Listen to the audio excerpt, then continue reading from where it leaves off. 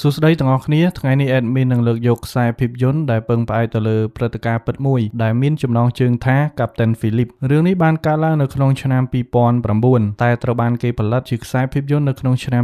2013ដែលនិយាយរៀបរាប់ពីជីវិតពិតនៃការចាប់ចម្រិតរបស់ក្រុមចៅសមុទ្រនៅកោះសូម៉ាលីទៅលើ Captain ជនជាតិអាមេរិកម្នាក់ដែលមានឈ្មោះថា Richard Phillip គាត់ត្រូវបានក្រុមចៅសមុទ្រទាំងនោះចាប់ចម្រិតទាមទារនៅទឹកប្រាក់ចំនួន$10 លានពីការធានារបស់ក្រុមហ៊ុនកប៉ាល់តោះចង់ដឹងថាជីវិតរបស់គាត់នឹងជួបគ្រោះភ័យមួយនេះនឹងទៅជាយ៉ាងណានោះយើងទៅតាមដានទាំងអស់គ្នា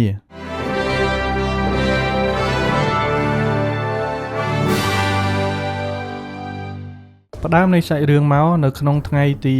28 ខែ 3 ឆ្នាំ2009លោក Captain Phillip គាត់កំពុងតែរៀបចំឯកសារនឹងផ្ទៀងផ្ទាត់នៅថ្ងៃទីចេញដំណើររបស់កប៉ាល់ទំនិញរបស់គាត់ដែលមានឈ្មោះថា Maersk Alabama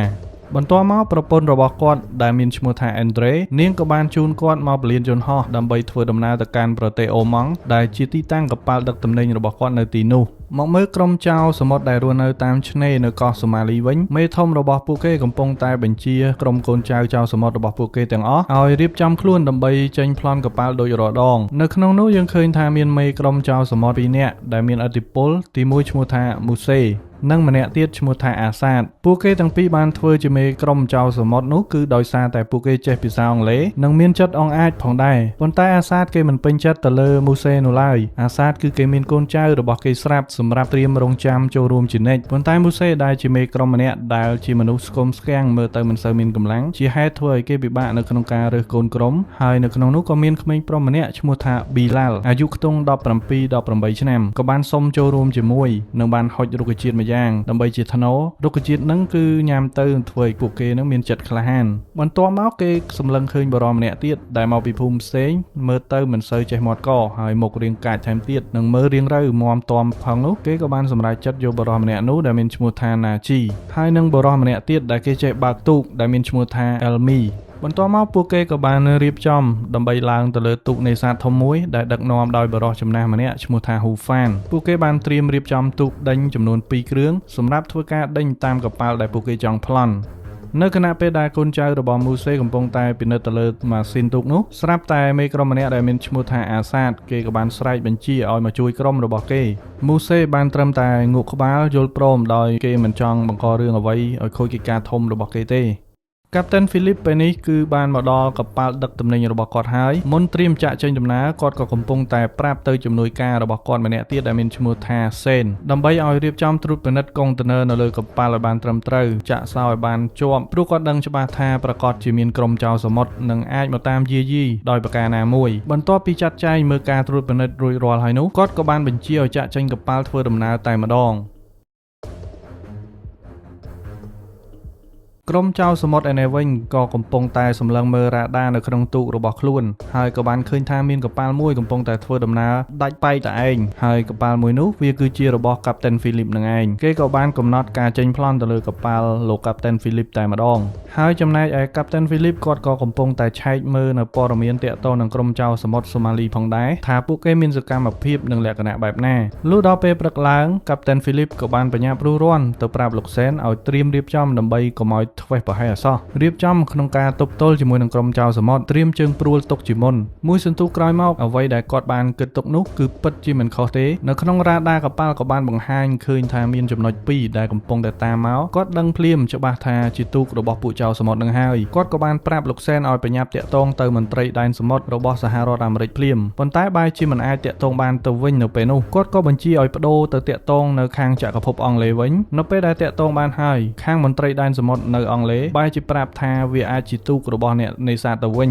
ហើយ Captain Phillip គាត់ថាប្រហែលក្រុមចៅសមុទ្រច្រើនជាងព្រោះមើលទៅចំណុចរ៉ាដាកំពុងតែបើកមកតាមយ៉ាងលឿនបែបនេះចំណែកក្រុមចៅសមុទ្រវិញក៏កំពុងតែឆ្លោះមើលឃើញថាកប៉ាល់ដឹកទំនិញនោះវាពិតជាមានទំហំធំណាស់ហើយម៉ូសេគេក៏បានស្រែកសួរទៅណាជីថាត្រៀមខ្លួនរួចនៅសម្រាប់ការប្លន់បែរជាត្រូវគេចំអកមើលងាយខ្លួនមកវិញហៅថាអាកណ្ដុលសង្គម ចំណែក Philip គាត់ក៏បានឃើញពួកគេកាន់តែច្បាស់គឺមានទូពីនិងប្រដាប់ដោយអាវុធគ្រប់ដៃបន្ទាប់មកគាត់ក៏បានប្រាប់ឲ្យកប៉ាល់ដំឡើងលបឿនប៉ុន្តែដោយសារតែលបឿនទូកដេញរបស់ក្រុមចៅមានលបឿនលឿនជាងទោះបីជាដំឡើងលបឿនកប៉ាល់របស់គាត់យ៉ាងណាក៏ដោយគាត់ក៏រនឹកវិធីម្យ៉ាងដើម្បីបញ្ឆោតពួកគេដោយបើកវិទ្យុធ្វើជាតាក់ទងបានទៅកាន់ទ័ពអាកាសការពារដែនសមុទ្ររបស់សហរដ្ឋអាមេរិកនិងបានបញ្ជាក់ថាខាងទ័ពអាកាសនឹងមកដល់ក្នុងរយៈពេល5នាទីទៀតដែលជាហេតុធ្វើឲ្យពួកក្រុមចៅនាំគ្នាភ័យស្លន់ស្លោហើយមួយសន្ទុះក្រោយមកក្រុមរបស់អាសាតក៏បានសម្រេចចិត្តបកក្បាលត្រឡប់ក្រោយវិញស្មានតែគ្រាន់បើចេះខ្លាចដែរតែសម្រាប់មូសេវិញគេមិនបានខ្លាចញញើតឡើយថែមទាំងប្រាប់ឲ្យគ្នារបស់ខ្លួនបង្កើនល្បឿនថែមទៀតដោយឃើញបែបនេះកាប់តាន់ Philip គាត់ក៏បានបញ្ជាឲ្យអ្នកគ្រប់គ្រងម៉ាស៊ីននៅខាងក្រោមធ្វើការដំឡើងកម្លាំងកាហាឡាប់ចាក់កប៉ាល់ដើម្បីបង្កើនជាចលនារលកធំដែលវាអាចធ្វើឲ្យទូករបស់ក្រុមចៅមិនអាចមកលឿនបាននោះទេហើយមួយសន្ទុះក្រោយមកដោយសារតែកម្លាំងទឹករលកខ្លាំងក៏បណ្ដាលឲ្យទូកក្រុមចៅរបស់ពួកគេនឹងរលត់ឈឹងកណ្ដាលទឹកតែម្ដងសំណាងល្អមែនទែនបាទលុះដល់ពេលយប់ឡើងលោកកាប់តាន់ Philip ក៏បាននិយាយសរសើរទៅក្រុមការងាររបស់គាត់ដែលធ្វើកិច្ចការមួយនេះបានល្អហើយគាត់ក៏មិនទាន់ប្រកាសថាពួកចៅនឹងឈប់តាមនោះដែរពួកគេនឹងអាចមកសារជាថ្មីម្ដងទៀតភ្លាមនឹងបុគ្គលិករបស់គាត់ម្នាក់ក៏បានតវ៉ាដោយគិតថាគាត់មិនគួរប្រថុយជីវិតជាមួយនឹងពួកចៅសមុទ្រទាំងអស់នោះទេព្រោះថាការចំណាយលុយមកលើគាត់គឺវាមិនគ្រប់គ្រាន់សមឡើយលោកសេនដែលជាជំនួយការរបស់កាប់តាន់ Philip ក៏បាននិយាយថាការងារទាំងអស់អ្នកដែលមកលើកប៉ាល់នេះគឺបានចុះកងត្រាជាមុនហើយមានអ្វីត្រូវតវ៉ាទៀតដោយឃើញការប្រកែកគ្នាខ្លាំងបែបនេះកាប់តាន់ Philip ក៏បាននិយាយថាបើសិនជាអ្នកណាចង់ឈប់ឥឡូវនេះនៅព្រឹកស្អែកឡើងទៅបន្ទប់ធ្វើការរបស់គាត់នឹងសញ្ញេឲ្យលាឈប់រាយការណ៍ទៅថ្នាក់លើតែម្ដងមួយម៉ាត់នេះគឺស្ងាត់មាត់ដូចគេចុកបាទព្រោះអីកប៉ាល់បានចេញដំណើរមកឆ្ងាយហើយទោះបីចង់ត្រឡប់ក្រោយវិញក៏មិនកើតដែរបន្ទាប់មកកាប់តាន់ Philip គាត់ក៏បានផ្ញើមែលសួរសុខទុក្ខទៅប្រពន្ធកូនរបស់គាត់នៅឯផ្ទះផងដែរតែគាត់មិនបានប្រាប់ពីបញ្ហាចៅសមុទ្រដែលគាត់កំពុងតែប្រឈមនោះទេព្រោះខ្លាចនាងបារម្ភចំណែកក្រុមចៅសមុទ្រទាំងពីរក្រុមក៏បានត្រឡប់មកកាន់ទូកធំរបស់ពួកគេវិញហើយមូសេក៏បានស្នើសុំម៉ាស៊ីនថ្មីពីទូករបស់ក្រុមអាសាតដើម្បីដូរគ្នាប៉ុន្តែអាសាតមិនព្រមឲ្យហើយថែមទាំងនិយាយមើលងាយដល់ក្រុមរបស់មូសេថែមទៀតលើនេះមូសេទ្រាំលេងបានក៏តបទៅវិញថាគេក៏មិនបានកំសាកដោយអ្នកខ្លះដែរគ្រាន់បើបានតែមាត់អាសាតក៏បានទាញកំភ្លើងមកភ្ជង់ក្បាលរបស់គេនិងឲ្យគេសាកនិយាយម្ដងទៀតភ្លាមនឹងគេក៏បានទាញម៉ាឡេតមួយដាក់ភូសដេកស្រុកតែម្ដងដល់ពេលព្រឹកបន្ទាប់ក្រុមរបស់មូសេក៏បានធ្វើការតាមសារជាថ្មីហើយកាប់តាន់ Philip ក៏បានបញ្ជាធ្វើដូចមុនដោយបង្កើនល្បឿននិងរលកដើម្បីបង្អាក់ទូករបស់ក្រុមចៅប៉ុន្តែលើកនេះពួកគេមិនល្ងងដូចមុនទៀតឡើយក្រុមចៅគឺបានបើកវាងកន្លងរលករបស់កប៉ាល់បន្ទាប់មកលោកសេនក៏បានតាក់ទងទៅមន្ត្រីដែនទឹកសមុទ្ររបស់អាមេរិកបានហើយកាប់តាន់ Philip ក៏បានបញ្ញាប់រាយការណ៍ទៅតាមហេតុការណ៍ដែលកំពុងតែកើតឡើងបន្ទាប់ពីទទួលបានព័ត៌មានរួចខាងមន្ត្រីដែនសមុទ្ររបស់អាមេរិកក៏បានរៀបចំធ្វើការទៅជួយសង្គ្រោះភ្លាមៗប៉ុន្តែយ៉ាងណាគឺមិនអាចមកដល់ទាន់សភាពការភ្លាមៗនោះទេព្រោះថាកប៉ាល់មានដំណើរមកឆ្ងាយហើយក្រោយមកចៅសមុទ្រមូសេក៏បាននិយាយតាក់ទងតាមវិទ្យុប្រាប់ទៅកាប់តាន់ Philip បញ្ឈប់កប៉ាល់ជាបន្ទាន់ដោយនិយាយថាគេគ្រាន់តែធ្វើការត្រួតពិនិត្យប៉ុណ្ណោះវាជាដែនទឹករបស់គេគ្រប់គ្រងហេបាទចេះនិយាយចឹងកើតវិញណាជឿហើយកាប់តាន់ Philip ក៏មិនបានខ្វល់ពីសម្ដីរបស់ពួកចៅសមុទ្រទេគាត់ក៏កំពុងតែព្យាយាមធ្វើយ៉ាងណាទប់ទល់កុំឲ្យទូករបស់ក្រុមចៅអាចចូលមកក្បែរកប៉ាល់របស់គាត់និងធ្វើការរងចាំការជួយសង្គ្រោះពីមន្ត្រីដែនសមុទ្រក្រោយមកក្រុមចៅក៏បានធ្វើការបាញ់ប្រហារភ្លាម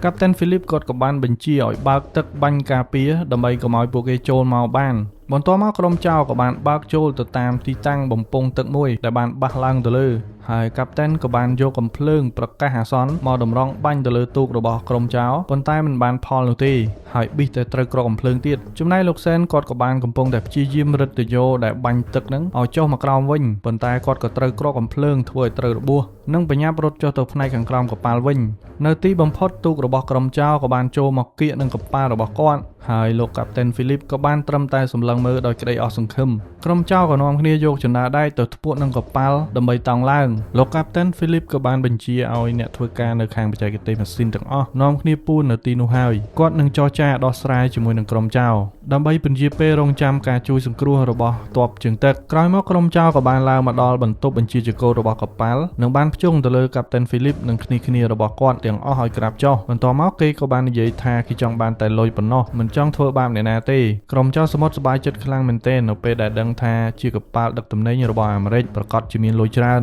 កាប់តែន Philip គាត់ក៏មានតែលុយនៅក្នុងទូសុវត្ថិភាពសម្រាប់បំរុងទុកប្រើប្រាស់ចាំបាច់ចំនួន$30,000ប៉ុណ្ណោះហើយគាត់ក៏បានបកគលវាឲ្យទាំងអស់នៅលើកប៉ាល់ទាំងមូលគឺមានតែទំនិញដូចជាទឹកសុទ្ធនិងអាហារថ្នាំពេទ្យតែមូសេគេថាលុយចំនួនប៉ុណ្ណឹងមិនសមល្មមនឹងការបន្ថយជីវិតមកប្លន់កប៉ាល់នោះឡើយមួយសន្ទុះក្រោយមកអ្នកនៅខាងម៉ាស៊ីនកប៉ាល់ខាងក្រោមក៏បានកាច់កុងតាក់ពលុតម៉ាស៊ីនកប៉ាល់លេងដំណើរការកាប់តែនគាត់ក៏បានបញ្យល់ទៅក្រុមចៅថាដោយសារតែកប៉ាល់របស់គាត់បានប្រើកម្លាំងខ្លាំងពេកទើបធ្វើឲ្យម៉ាស៊ីនកប៉ាល់ខូចបន្ទាប់មកមូសេក៏បានស្រែកសួររកកម្មករដែលនៅខាងក្រោមឲ្យឡើងមកលើគេទុកពេលឲ្យ1នាទីបើមិនព្រមឡើងមកទេគេនឹងបាញ់សម្លាប់ម្ដងម្នាក់ស្ថានភាពនៅពេលនេះកាន់តែតានតឹងកាប់តែនក៏បានព្យាយាមនិយាយថាគាត់គឺជាកាប់តែនដែលទទួលខុសត្រូវអ្នករាល់គ្នានៅទីនេះហើយបើចង់បានអ្វីគឺប្រាប់គាត់មកគាត់ព្រមធ្វើតាមគ្រប់យ៉ាងទាំងអស់បន្ទាប់មកមូសេគេនិយាយថាគេចង់ត្រួតពិនិត្យមើលកប៉ាល់ទៅតាមបន្ទប់នីមួយៗចំណែកឯលោកសិនដែលនៅខាងក្រោមជាមួយនឹងកម្មករទាំងអស់នោះគាត់ក៏បាននិយាយថាត្រូវតែមានម្នាក់ឡើងទៅបិទគប់ធំនៅផ្នែកខាងលើកប៉ាល់ឲ្យបានមុនពេលដែលក្រុមចៅទាំងនោះរកពួកគេឃើញមុនបន្ទាប់មកនៅពេលដែលកាប់តែន Philip និងក្រុមចៅ2នាក់បានចុះទៅជាន់ក្រោមដោយទុក2នាក់នៅខាងលើហើយមូសេក៏បានបញ្ជាឲ្យកាប់តែន Philip ជូនគេទៅបន្ទប់ម៉ាស៊ីនលោកសេនក៏បានប្រាប់ទៅគ្នារបស់គាត់ថាក្រុមចៅបានដើរសម្ដៅទៅបន្ទប់ម៉ាស៊ីនហើយត្រូវដាក់អ្វីដូចជារបស់អំបែងកែវនៅមុខទ្វារចូលដើម្បីឲ្យពួកគេមុតជើងក្រោយមកនៅពេលដែលចៅសមុទ្រ Bilal បានបើកទ្វារចូលនោះក៏បានជន់អំបែងកែវដែលពួកគេបានត្រៀមទុកស្របពេលដែលប្រធានបច្ចេកទេសម្នាក់គាត់ក៏បានឡើងមកខាងលើនឹងឃើញគ្នារបស់វាឈរនៅយាមទីនោះហើយគាត់ក៏បានបោះដែកមួយដើម្បីបញ្ឆោតគេក្រោយមកគាត់ក៏បានលោតចូលទៅក្នុងបន្ទប់គប់ធំនៃកប៉ាល់បានហើយនឹងបានផ្ដាច់ខ្សែភ្លើងឲ្យងងឹតកប៉ាល់ទាំងមូលតែម្ដងបន្ទាប់មកមូសេគេក៏បានប្រាប់ឲ្យកាប់តែន Philip យកកូនចៅរបស់គេដែលត្រូវរបួសជើងនឹងយកទៅខាងលើវិញដោយគេនៅបន្តស្វែងរកកម្មកររបស់គាត់ឲ្យទាល់តែឃើញក្រោយមកនៅពេលដែលគេចុះទៅម្នាក់ឯងព្រោះអាងមានកំភ្លើងចុះទៅខាងក្រោមបាតកប៉ាល់នោះក៏ត្រូវកម្មករនៅខាងក្រោមលួចឆ្មក់ចាប់ក្របួនគេបានស្របពេលដែលកាប់តែន Philip ឡើងមកដល់ខាងលើជាមួយនឹងគ្នាពួកគេម្នាក់ដែលត្រូវរបួសជើងមួយសន្ទុះក្រោយមកលោកសេនក៏បានតាក់ទងមកគ្នារបស់ក្រុមចៅដើម្បីប្រាប់ថាគាត់បានចាប់មេរបស់គេបានហើយបន្ទាប់មកមូសេក៏សុកចិត្តយល់ព្រមតាមសំណើទទួលយកលុយ$30,000នោះនិងព្រមចាក់ចេញពីកប៉ាល់នៅពេលដែលពួកគេត្រៀមចាក់ចេញនោះស្រាប់តែចៅម្នាក់ដែលមានឈ្មោះថាណាជីគេក៏បានបាញ់រះធ្វើឲ្យអ្នកទាំងអស់គ្នានឹងមានការផិតភ័យនិងស្រែកបញ្ជាឲ្យកាប់តែន Philip ឡើងទៅលើទូកជាមួយនឹងពួកវាហើយនៅទីបំផុតលោកកាប់តែន Philip ក៏ត្រូវបានពួកចៅសមុទ្រទាំងអស់នោះចាប់យកទៅដោយកូនចៅរបស់គាត់បានត្រឹមតែសម្លឹងមើលទូកដែលកំពុងតែរសាត់អណ្ដែតចេញទៅចំណែកឯខាងកងទ័ពជើងទឹកដែលកំពុងតែធ្វើដំណើរមួយគ្រឿងក៏បានទទួលដំណឹងភ្លាមពីការចាប់ចម្រិតរបស់ក្រុមចៅសមុទ្រទាំងនោះដែលចាប់លោកកាប់តែន Philip យកទៅជាមួយពួកគេក៏បានកំណត់ទីតាំងបានពីក្រុមចៅសមុទ្រទាំងអស់នោះគឺចាប់លោកកាប់តែន Philip យកទៅឆ្នេរកោះសូម៉ាលីដែលជាទីជម្រករបស់ពួកវាលោកកាប់តែន Philip ក៏កំពុងតែនឹកដល់ប្រពន្ធកូនរបស់គាត់ហើយមូសេក៏បាននិយាយថាកុំឲ្យគាត់ភ័យអីពេលណាគេទទួលលុយបានគ្រប់ចំនួនដែលខ្លួនចង់បានហើយនោះគេនឹងដោះលែងគាត់ឲ្យទៅផ្ទះវិញភ្លាមចំណែកឯលោកសេនដែលជាជំនួយការរបស់លោកកាប់តែន Philip គាត់ក៏នៅតែបើកតាមពីក្រោយទូករបស់ពួកចៅសមុទ្រនិងរងចាំរហូតដល់នាវាទ័ពជើងទឹកមកដល់បន្ទាប់មកកាប់តែន Philip គាត់ឃើញជើងចៅក្មេងម្នាក់នោះកំពុងតែមានការបង្ករោគហើយគាត់ក៏សុំមូសេនឹងដើម្បីធ្វើការលាងសម្អាតមុខរបួសឲ្យគេនៅខណៈពេលដែលគាត់កំពុងតែលាងរបួសឲ្យនោះគាត់ក៏បាននិយាយណែនាំក្មេងម្នាក់នឹងថាកុំឲ្យប្រព្រឹត្តបែបនឹងទៀតគួរតែឈប់ទៅនៅពេលដែលឮនិយាយបែបហ្នឹងណាជីដែលជាចៅសមុទ្រមានមុខកាចជាងគេនោះគឺបានស្រែកឲ្យគាត់ឈប់និយាយប៉ុន្តែលោកកាប់តែន Philip នៅតែបន្តនិយាយធ្វើឲ្យគេខឹងយ៉ាងខ្លាំងហើយគេក៏ចាប់ក្របួយកអាវកាប់តែន Philip ហើយមូសេក៏បានមកខាត់មួយសន្ទុះក៏ពួកគេបានឆ្លោះប្រកែកគ្នាស្របពេលដែលពួកគេកំពុងតែឆ្លោះគ្នានោះស្រាប់តែមានសំឡេងស៊ីផ្លេយ៉ាងខ្លាំងនិងភ្លើងហ្វាបាញ់មកលើទូកពួកគេធ្វើឲ្យពួកគេភ័យស្លន់ស្លោដែលវាគឺជានាវាទ័ពមួយគ្រឿងដែលតាមមកជួយកាប់តែន Philip នឹងឯងក្រោយមកមេបញ្ជាការម្នាក់ក៏បានតាក់ទងតាមវិទ្យុមកពួកគេភ្លាមនិងប្រាប់ថាពួកគេមកគឺចង់បានលោកកាប់តែន Philip ត្រឡប់មកវិញប៉ុណ្ណោះដោយមិនបង្កបញ្ហាអ្វីដល់ពួកគេឡើយប៉ុន្តែមូសេហាក់បីដូចជាមិនញញើតនឹងកងទ័ពជើងទឹករបស់អាមេរិកនោះឡើយថែមទាំងទាមទារនៅចំនួនទឹកប្រាក់$10 លានជាថ្នូរនឹងការដោះលែងលោកកាប់តែន Philip បើសិនគេមិនទទួលបានលុយនឹងទេចាំទទួលសាកសពលោកកាប់តែនយកទៅវិញចោះនៅពេលដែលឮបែបនេះមេបញ្ជាការក៏បានប្រាប់ឲ្យលោកសែនបើកប៉ាល់ទៅរកកន្លែងសុវត្ថិភាពដែលគាត់បានចាត់តាំងឲ្យមានសុវត្ថិភាពហើយរឿងនេះទុកឲ្យខាងទ័ពដោះស្រាយនៅព្រឹកបន្ទាប់កងទ័ពក៏បានបញ្ជូនគ្នាដើម្បីទៅចរចាជាមួយនឹងក្រុមចៅទាំងនោះម្ដងទៀតនៅពេលដែលធ្វើការចរចានោះគឺមិនត្រូវគ្នានោះទេ ដោយសារតែមូសេគេបានទាមទារនៅចំនួនទឹកប្រាក់ចំនួន$10 លាននឹងឯងខាងជើងទឹកអាមេរិកក៏បាននិយាយថាពួកគេត្រូវការពេលវេលាបន្តិចដើម្បីរៀបចំតាមសំណើហើយពួកគេក៏បានហុចស្បៀងទៅឲ្យក្រុមចៅសិននៅខណៈនឹងដែរណាជីក៏បានកេះកំភ្លើងបាញ់នៅក្បែរត្រចៀកលោកកាប់តែនហ្វីលីបហើយមូសេគេក៏បានខឹងយ៉ាងខ្លាំងដែលមិនព្រមស្ដាប់គេក៏បានរាយការណ៍ទៅប្រាប់ខាងទ័ពជើងទឹកអាមេរិកថាវាគ្រាន់តែជាឧបទ្ទវហេតុប៉ុណ្ណោះមិនមានអ្នកណាគ្រោះថ្នាក់ឡើយមួយសន្ទុះក្រោយមកនាវាខាងជើងទឹក2គ្រឿងទៀតក៏បានមកដល់ផងដែរហើយលោកកាប់តែនហ្វីលីបក៏បាននិយាយទៅកាន់មូសេថាពេលនេះគេគួរតែទម្លាក់អាវុធព្រមចុះចាញ់ទៅពីព្រោះគេមិនអាចឈ្នះបានទេប៉ុន្តែមូសេវិញទោះបីជាដឹងថាខ្លួនត្រូវចាញ់ឬយ៉ាងណាក៏ដោយក៏គេនៅតែមានចិត្តលោភលន់ចង់បានលុយ$10 លាននឹងដដែលគេមិនព្រមបោះបង់ការគិតរបស់គេនោះទេលុះដល់ពេលយប់ឡើងខាងកងទ័ពជើងទឹកក៏បានត្រៀមរៀបចំកងកម្លាំងពិសេសដែលលោតហក់ឆាត់យោងចេញពីយន្តហោះដើម្បីត្រៀមចាត់ការទៅលើក្រុមចៅសមុទ្រទាំងនោះមួយសន្ទុះក្រោយមកនៅពេលដែលកាប់តែនហ្វីលីបឃើញគ្នារបស់ពួកគេម្នាក់បានបើកទ្វារចេញទៅក្រៅគាត់ក៏បាននិយាយថាគាត់សុំទៅឈឺនោមនៅខណៈពេលដែលគាត់មានអាកាសល្អ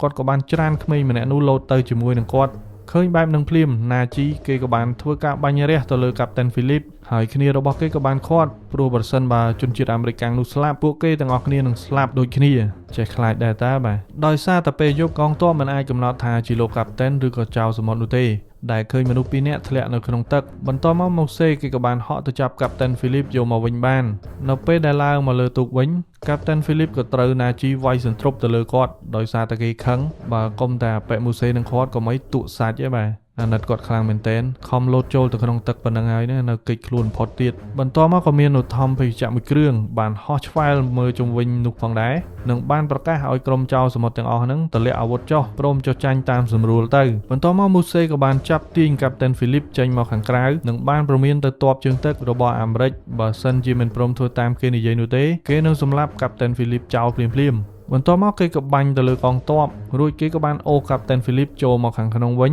និងបានវាយក្បាលរបស់គាត់និងនិយាយទៅកាន់ទ័ពអាមេរិកចាំទទួលសាកសពកាប់តែនហ្វីលីបទៅចោះព្រោះបង្ខំគេឲ្យទាល់ច្រកហើយនៅពេលដែលក្រុមចៅបំរុងបាញ់សម្លាប់គាត់នោះសម្លេងវិទ្យុតាក់ទងពីមេបញ្ជាការក៏បាននិយាយថាគាត់ចង់និយាយរឿងលុយដែលពួកគេចង់បានដោយបញ្ជាក់ប្រាប់ថាពេលនេះមេធំរបស់ពួកគេបានតាក់ទងមកចរចាជាមួយនឹងទ័ពហើយដើម្បីឲ្យពួកគេបានជឿនោះមេបញ្ជាការក៏បានហៅឈ្មោះសមាជិកពួកគេទាំងអស់ម្ដងម្នាក់និងបញ្ជាក់ថាមេរបស់ពួកគេត្រូវការមូសេឡើងមកជួបដើម្បីនិយាយផ្ទាល់អំពីទឹកប្រាក់ដែលគេចង់បានគេក៏បានយល់ព្រមនិងផ្ដាំទៅកូនចៅរបស់គេថាទោះបីជាមានរឿងអីកើតឡើងក៏ដោយត្រូវតែបន្តធ្វើឲ្យបានសម្រេចក្រោយមកទូករបស់ទ័ពអាមេរិកមួយក្រុមក៏បានមកយកមូសេទៅកាន់កន្លែងចរចារបស់ពួកគេហើយក៏សុំមើលពីសុវត្ថិភាពរបស់លោកកាប់តែនហ្វីលីបផងដែរបន្ទាប់មកពួកគេក៏បានលួចយកខ្សែមកថ្ពក់នៅលើទូកពួកគេនិងដាក់ឧបករណ៍ស្រូបសំឡេងផងដែររួចក៏បានហុចអាវពណ៌លឿងមួយដើម្បីឲ្យលោកកាប់តែនហ្វីលីបពាក់អាវមួយហ្នឹងនៅពេលដែលមូសេបានមកដល់លើនាវាទ័ពជើងទឹកអាមេរិកហើយនោះគេក៏បានងាកឆ្វេងងាកស្ដាំមិនឃើញមេរបស់គេសោះប៉ុន្តែគេដឹងខ្លួនភ្លាមថាកំពុងតែចាញ់បោកទ័ពអាមេរិកហើយមួយសន្ទុះក្រោយមកកងទ័ពក៏បានបើកភ្លើងហ្វាចាំងទៅទូកពួកគេហើយលោកកាប់តែនហ្វីលីបក៏បានបញ្ញាប់រើសយកអាវនោះមកពាក់ភ្លាមដើម្បីងាយស្រួលកងទ័ពមើលសម្គាល់ហើយនៅគណៈពេលស្ថានភាពបែបនេះកាប់តែនហ្វីលីបគាត់ក៏បានយល់ច្បាស់ថាប្រកាសជាមានខាងណាម្នាក់ត្រូវស្លាប់ហើយក៏មិនដឹងថាជីវិតរបស់ខ្លួនរួចផុតពីគ្រោះមួយនេះឬយ៉ាងណាដែរគាត់ក៏បានទាញប៊ិចនឹងក្រដាសមួយសន្លឹកមកសរសេរពីអ្វីដែលកំពុងតែកើតឡើងចំពោះគាត់និងផ្ដាំទៅប្រពន្ធកូនរបស់គាត់ចៅសមុទ្រក្មេងម្នាក់នោះក៏គេមិនហ៊ានរាយការណ៍ទៅប្រាប់ណាជីដែរព្រោះតែគេអាណិតដល់កាប់តែនហ្វីលីបដែលធ្លាប់បានជួយសង្គ្រោះរបួសជើងរបស់គេផងដែរបន្ទាប់មកទូករបស់ពួកគេត្រូវកងទ័ពអាមេរិកទាញខ្សែអូសឲ្យកាន់តែគៀកហើយណាជីគេទ្រាំលេងបានព្រោះដឹងថាពេលនេះគឺគ្រាន់តែជាល្បិចរបស់ទ័ពអាមេរិកប៉ុណ្ណោះស្របពេលដែលគេបានឃើញកាប់តែនហ្វីលីបកំពុងតែសរសេរអីនោះគេខឹងយ៉ាងខ្លាំងហើយកាប់តែនហ្វីលីបក៏ងើបទៅតតាំងជាមួយនឹងណាជីបន្ទាប់មកប៊ីឡាគេក៏ត្រូវបង្ខំចិត្តដោយសារតែគេបញ្ជាហើយក៏បានវាយទៅលើកាប់តែនហ្វីលីបមួយស្វ័យកំភ្លើងពួកគេក៏នាំគ្នាចាប់ចងកាប់តែនហ្វីលីបដើម្បីទាញគាត់ឡើងជួរនៅនឹងកញ្ចក់ខាងមុខហើយកាប់តែនហ្វីលីបក៏បាននិយាយទៅកាន់ប៊ីឡាថាឲ្យគេលើកដៃឡើងលើចុះចាញ់ទៅព្រោះគេនៅក្មេងណាស់បន្ទាប់មកពួកគេក៏បានយកកណាត់មកចងភ្នែករបស់គាត់បន្ទាប់មកគាត់ក៏បានស្រែកខ្លាំងៗនៅពាក្យថាបងស្រឡាញ់អូនប្រពន្ធសម្លាញ់និងបាននិយាយសុំទោសទៅប្រពន្ធកូនរបស់គាត់ដែលពេលនេះគាត់មិនបាននៅក្បែរព្រោះគាត់ដឹងថាជីវិតរបស់គាត់នឹងទៅជាយ៉ាងណា ស្របពេលដែលផ្ទាំងស៊ីបមើលឃើញពីរអ្នកច្បាស់ប៉ុន្តែម្នាក់ទៀតឈរនៅសង្ងំនៅកលៀតអញ្ចឹងមិនអាចមើលឃើញដូច្នេះមិនអាចធ្វើឲ្យកងទ័ពប្រតិបត្តិការបាញ់បានភ្លាមនោះទេក្រោយមកចៅសមុទ្រណាជីដែលខកខើជាងគេនោះគេអស់ភាពអត់ធ្មត់នឹងការរងចាំគេក៏បានលើកកំភ្លើងបំរុងបាញ់ទៅលើកាប់តាន់ Philip ស្របពេលដែលមេបញ្ជាការឃើញស្ថានភាពបែបនេះគាត់ក៏បញ្ជាឲ្យឈប់ទាញខ្សែទូកពេលដែលទូករៀងថយលឿនបន្តិចធ្វើឲ្យណាជីផ្អៀងខ្លួនចេញមកជាឱកាសនៃការបាញ់សម្លាប់ពួកគេព្រមគ្នាតែម្ដងនៅពេលដែលឃើញទស្សនវិជ្ជាពួកគេបានស្លាប់ទាំងអស់ធ្វើឲ្យគាត់តក់ស្លុតរហូរយំយ៉ាងខ្លាំងចំណែកឯមូសេក៏ត្រូវកងទ័ពចាប់ផ្ដើមវាយខ្នោះភ្លាមតែម្ដងក្រោយមកកាប់តាន់ Philip ក៏ត្រូវបានកងទ័ពជួយសង្គ្រោះយកចេញមកក្រៅដោយសុវត្ថិភាពប៉ុន្តែអារម្មណ៍របស់គាត់នៅផិតភ័យនិយាយអ្វីលេងកើតទាំងអស់ទោះបីជាគេសួរនាំគាត់យ៉ាងណាក៏ដោយហើយមេចៅមូសេក៏ត្រូវបានកងទ័ពបញ្ជូនទៅកាន់អាមេរិកដើម្បីកាត់ទោសតាមច្បាប់ក្រុមគ្រូពេទ្យក៏ចាប់ផ្ដើមធ្វើការពិនិត្យរបួសទៅលើរាងកាយរបស់កាប់តាន់ Philip រាងកាយរបស់គាត់មិនសូវឈឺប៉ុន្មាននោះទេប៉ុន្តែគាត់ប៉ះទង្គិចផ្លូវចិត្តដោយភាពតក់ស្លុតយ៉ាងធ្ងន់ធ្ងរស្របពេលដែលអ្នកគ្រូពេទ្យបានសួរគាត់ថាឈឺចាប់កន្លែងណាខ្លះនោះគាត់ក៏បានស្រក់ទឹកភ្នែកយំក្តុកក្តួលអាណិតខ្លួនឯងដែលមកជួបរឿងបែបនេះនៅក្នុងជីវិតរបស់គាត់ក្រោយមកកាប់តាន់ Philip ក៏បានទៅជួបជុំគ្រួសាររបស់គាត់វិញចំណែកឯមូសេដែលជាចៅសមុទ្រនោះក៏ត្រូវបានកាត់ទោសឲ្យជាប់គុកចំនួន33ឆ្នាំសាច់រឿងមួយនេះក៏បានមកដល់ទីបញ្ចប់អរគុណចំពោះការតាមដានទស្សនាទាំងអស់គ្នារងចាំជួបគ្នានៅវីដេអូក្រោយទៀតពី Admin MT អរគុណ